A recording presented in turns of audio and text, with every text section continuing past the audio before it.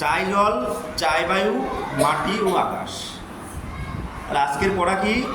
চাই জল, চাই বায়ু, মাটি ও আকাশ। স্বাস্থ্যই আমাদের সম্পদ, তাই তো?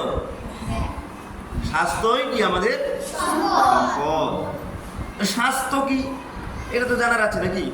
জানতে হবে। শরীর সুস্থ রাখাটাই হলো কি স্বাস্থ্য। শরীর সুস্থ রাখাটাই হলো কি স্বাস্থ্য। স্বাস্থ্য ছাড়া আমাদের আর কি সম্পদ আছে?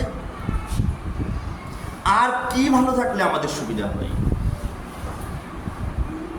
পুকুরের জল নোংরা হলে স্নান করতে ভালো লাগে না? ভালো লাগে না।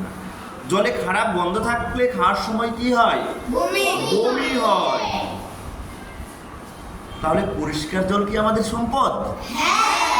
পরিষ্কার জল আমাদের কি সম্পদ। আচ্ছা, বাতাসে ধোঁয়া থাকলে চোখে কি হয়? চোখ জ্বলে তো? চোখ জ্বলে। আচ্ছা, বাতাসে যদি ধুলো থাকে তাহলে কি হবে? শ্বাসকষ্ট হয় তো? শ্বাসকষ্ট হয়। আবার ঠান্ডা বাতাস শরীর কি জুড়িয়ে দেয়। তাহলে পরিষ্কার বায়ু কি আমাদের সম্পদ নয়?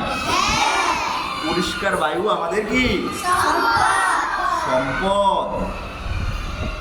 মাটি নোংরা হলে কি চলাফেরার অসুবিধা হয় কি? হ্যাঁ।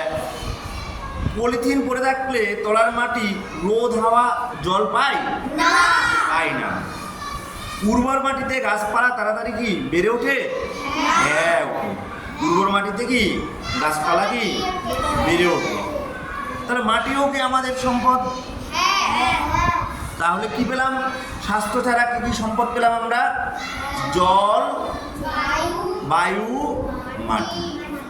এগুলো কি ধরনের সম্পদ বলতে পারবে? বাহ, ভেরি গুড। এগুলোকে বলে কি প্রাকৃতিক সম্পদ। আচ্ছা, বনে জঙ্গলে গাছপালা তো আপনা আপনি বড় হয়ে ওঠে, তাই না? ওগুলো কি আমাদের সম্পদ? হ্যাঁ, ওগুলোও আমাদের সম্পদ। এগুলো আমাদের কি দেয়?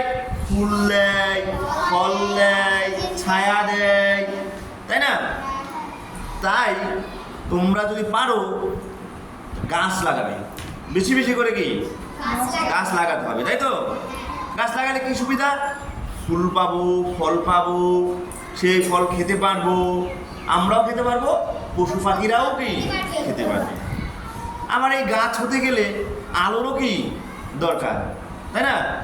আলো ছাড়া কি জীবজগৎ বাঁচতে পারে? বাঁচতে পারে না। আমরাও কি বাঁচতাম না।